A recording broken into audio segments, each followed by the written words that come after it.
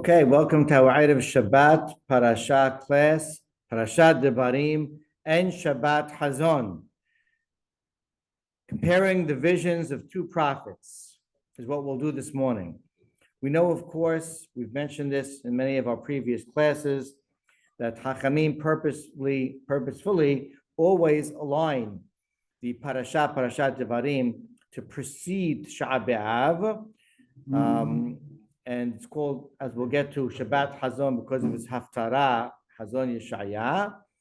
And the reason for this, by and large, is because of what Moshe Rabbeinu expresses in Parashat Debarim, the beginning of his 1 month monologue to end the stay in the desert at the end of the 40th year. And the first 3 or at least 2.5 parashiot, Moshe Rabbeinu is engaged in guidance, in lessons, but more than anything else, in tocheha, and rebuke to Am Yisrael, what we call tough love.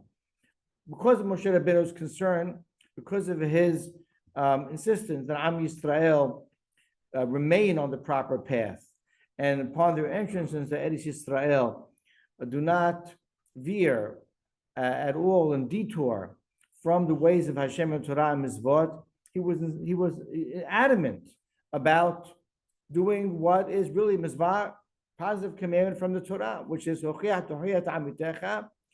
rebuking your fellow man, but especially for a leader, not glossing over anything, not overlooking, rather being very direct and blatant, pulling no punches, and coming right at Am Yisrael, reminding them of their past faults, their iniquities, their guilt, and thereby deterring them from doing so again, because they were the cause of their own demise time and time again, and B, giving them a feeling that, hey, Kadosh Baruch Hu has mercy, had mercy on you, will continue to have mercy on you. It pays to keep on his path. And we see that this is the theme of most of the Parashat Devarim, very harsh rebuke and strong tones to Am Yisrael. However, if you want to talk about rebuke and harshness, we can go no further than the end of the post reading of our parasha, which is the reading of our haftarah. And again, the reason why this Shabbat is called Hazon Ovadja, because we read famously from the book of Yeshaya, from the first chapter in the book of Yeshaya, which begins Hazon Yeshaya, thus the name of the Shabbat. And in this chapter, if you want to know what rebuke is, you'll learn if you read the expressions and the sentiments of Yeshaya the prophet. Let's just step back for a moment and put ourselves into context. According to Hachamim and many commentaries, the first chapter, the book is not necessarily in chronological order. The first chapter is not the first prophecy of Yeshaya. His first prophecy you can find in the 6th chapter, Perek Vav in Yeshaya, and there where he has the famous vision, and the Malachim are saying, Kadosh, Kadosh, Kadosh, the pasuk that we're so familiar with. It's there that HaKadosh Baruch Hu charges Yeshaya with his task of being a prophet.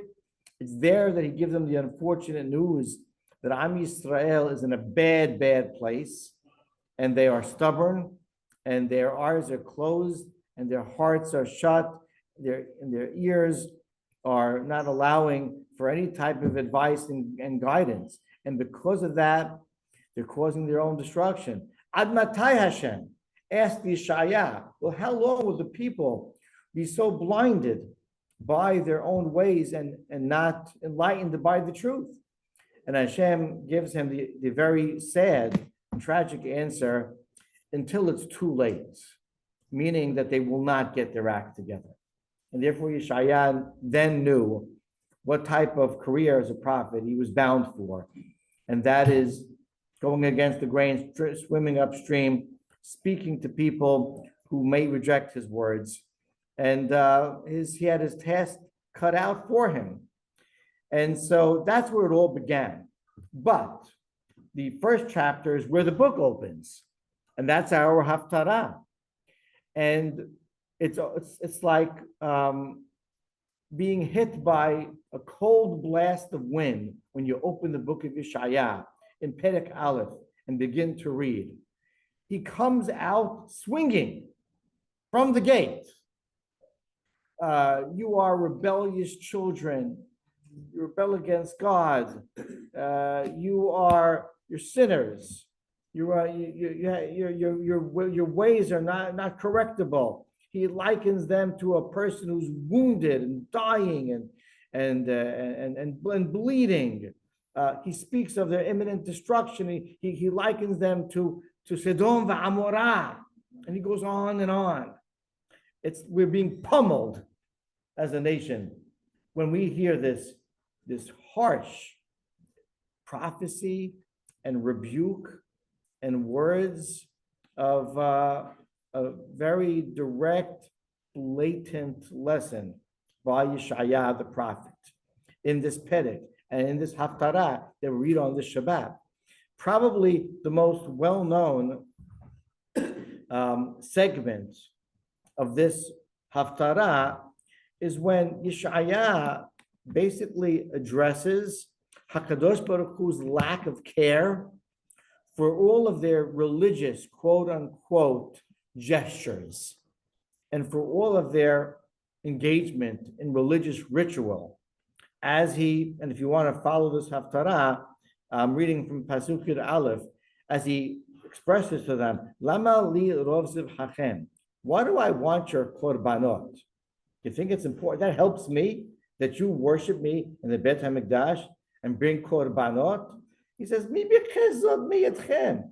Who asked you for this? It's completely, doesn't satisfy me. You can keep it. Goes on to say that Lo tosifu havim min hachav ketoret to'eva. Don't bring any more your meaningless korbanot, your incense, the ketoret of abomination, he calls it. Chodesh, Shabbat, Rosh Chodesh and Shabbat, Kiro Mikra, holidays. I don't want them. I hate your holidays. I hate your holidays. And when you start to pray for me, Gam ki tarbu tefillah anini shomeya. You're coming to minyan, you're praying to God, and we hear your prayers. Wow. It's evident that he's addressing a crowd that seems to be a very committed and observant crowd of an audience that is seemingly engaged in all these Jewish rituals, right? And yet, and these are standards by which we would say he's a religious person. Look, he just described the guy. He's praying to Hashem, he's Shomer Shabbat and the holidays, he's observing God in the Beit HaMikdash, right? And yet Hashem says through the prophet Yeshaya by the name of God, meaningless to me. I don't want any of it. And the phrase that captures it all is I can't bear, literally means evil and celebration. I can't bear the contradiction. And he goes on to explain that you might be, committed to all your rituals, but that's not what a religious person is. Yeah, there's a whole Jew.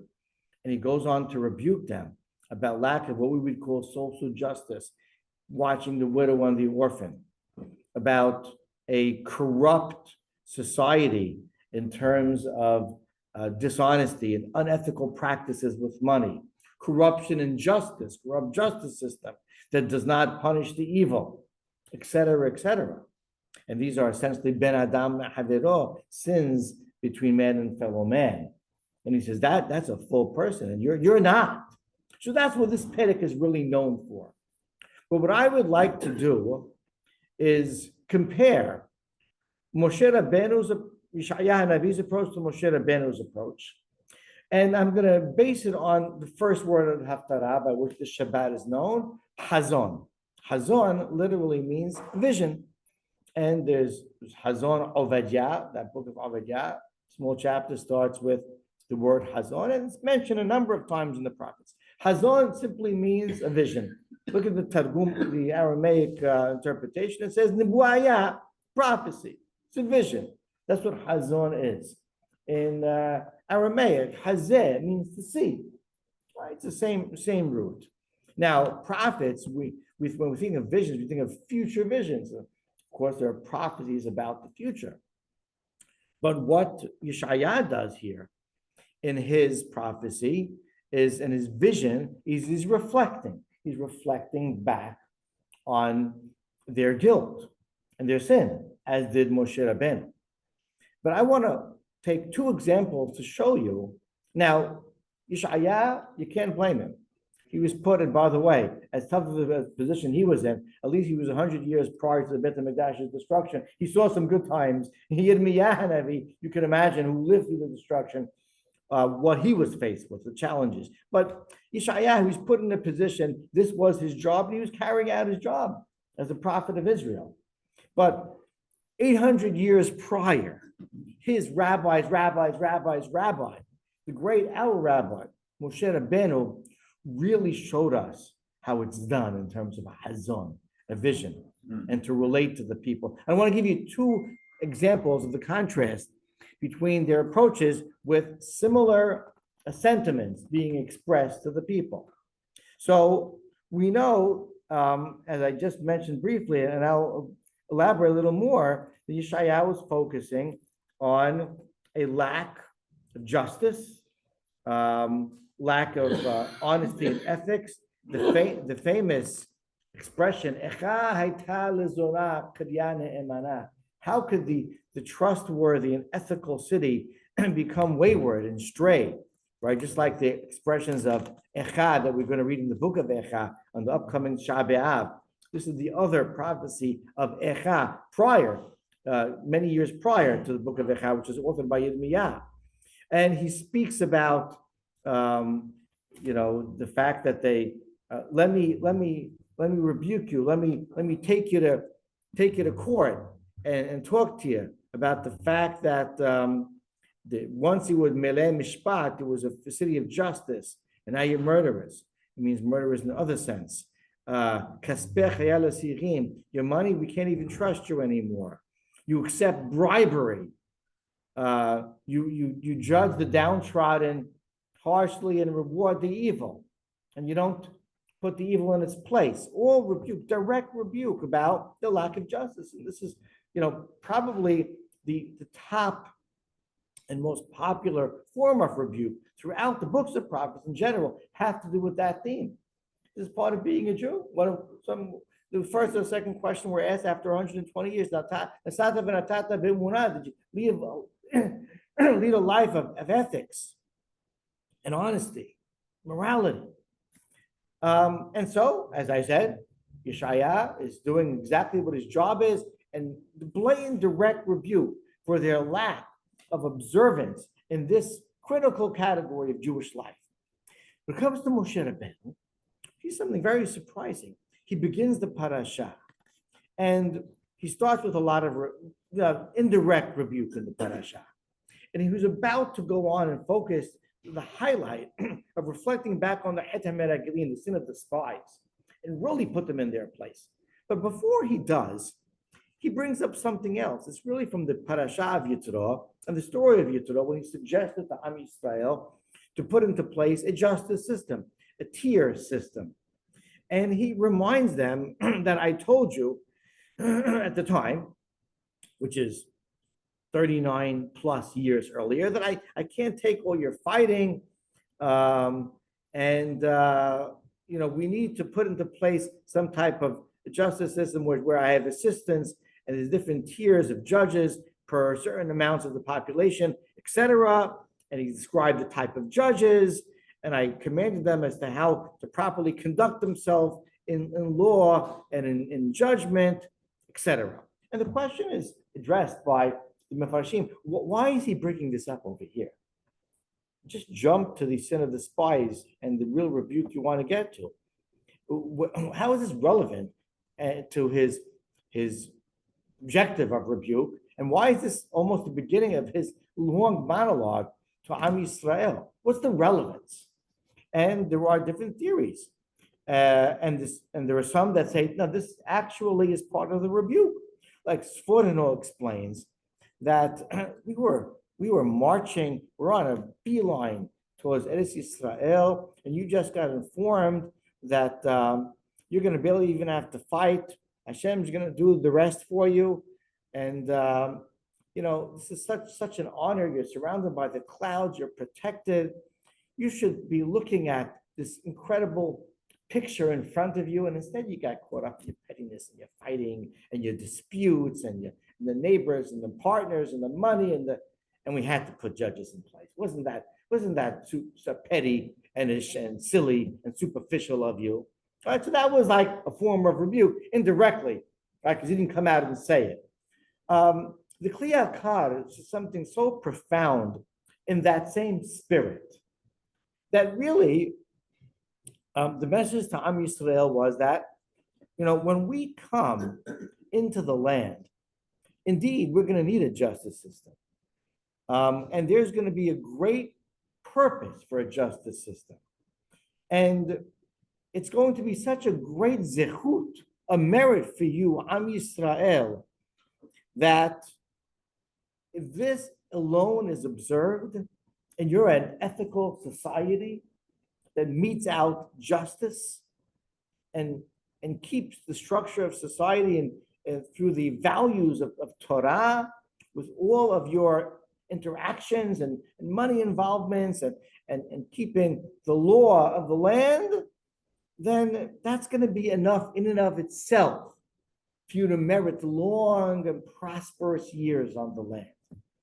What a great, lucky opportunity that you have, Am Yisrael, to merit this great system.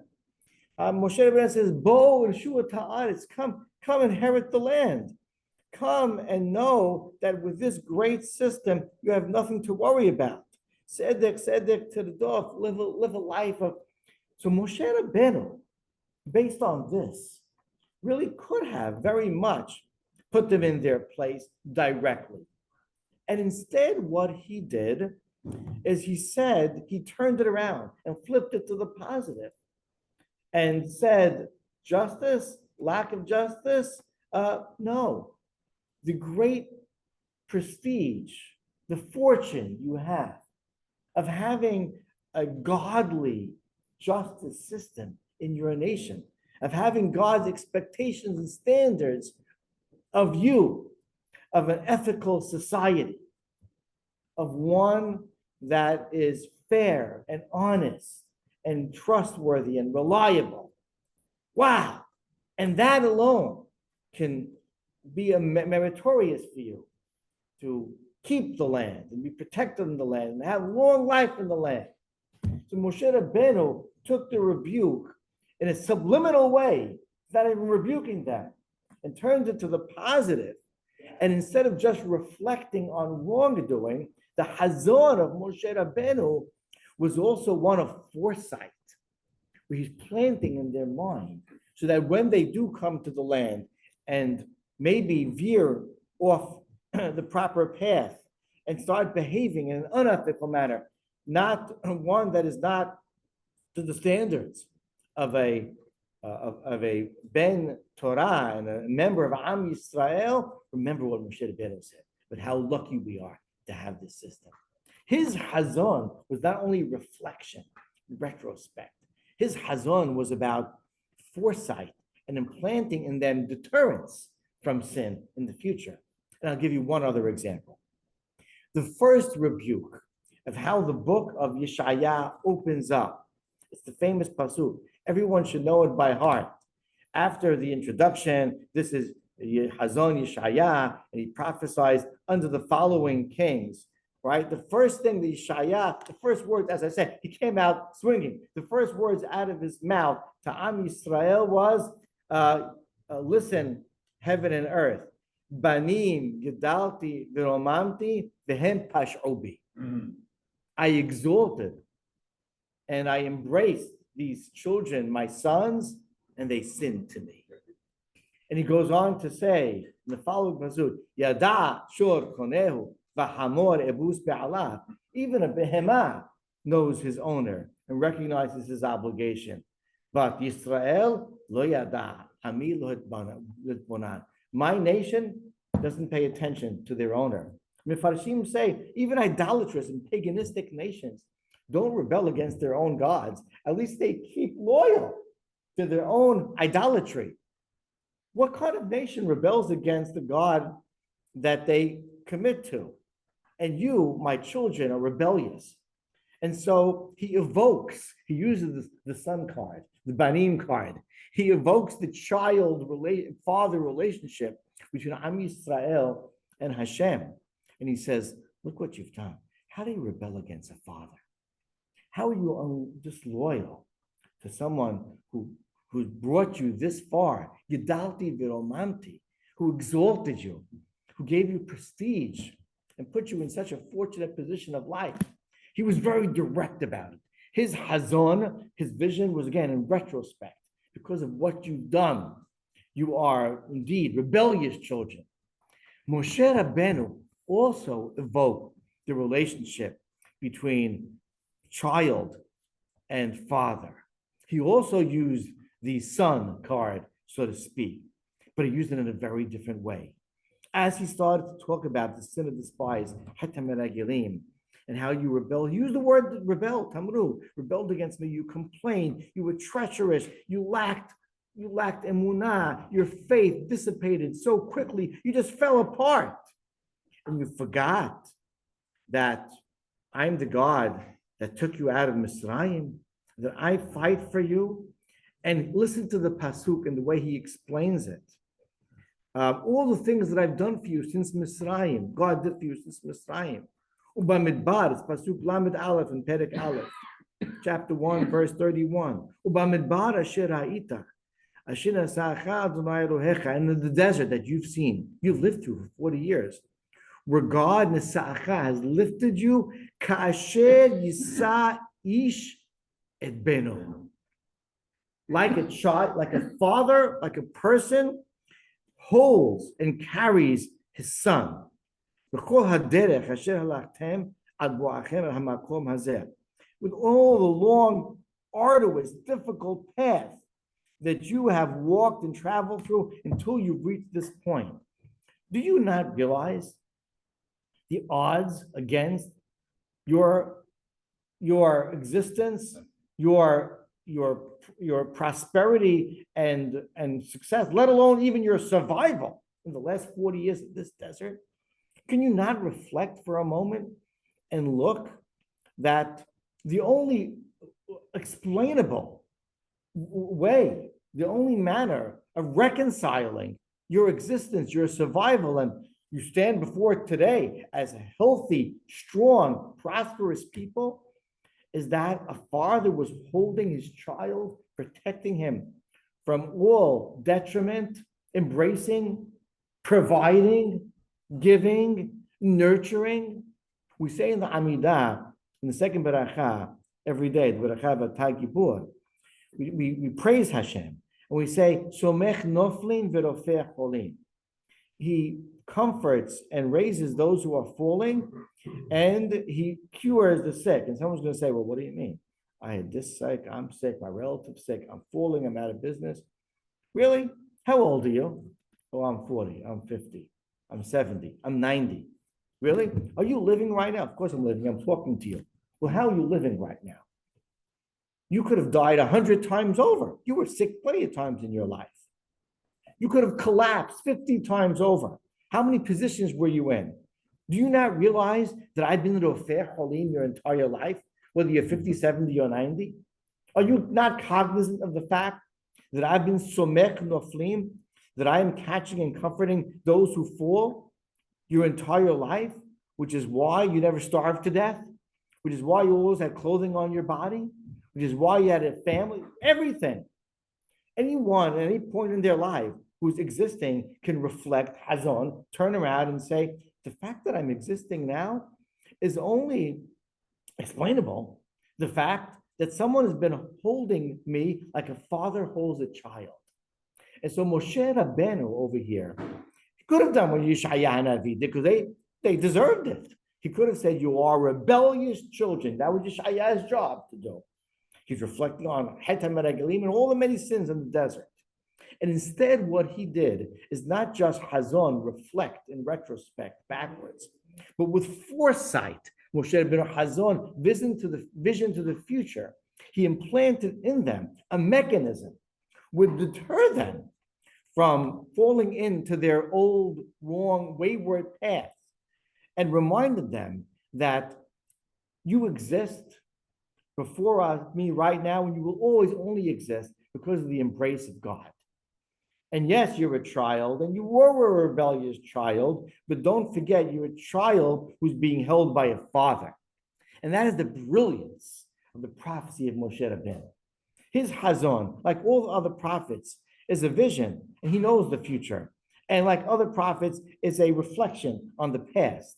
But only like Moshe Rabbeinu, it's also a vision of foresight for the future, in which he sets his children up for success in a caring way, a loving rebuke, and puts them in a great position of success for their future. And thus, Hazon Yeshaya, the harsh rebuke of Yeshaya, but also Elah Devarim, the soft caring rebuke of Moshe Rabbeinu prior to Sha'abah. Baruch Adonai Olam. Amen ve'amen. Shabbat shalom.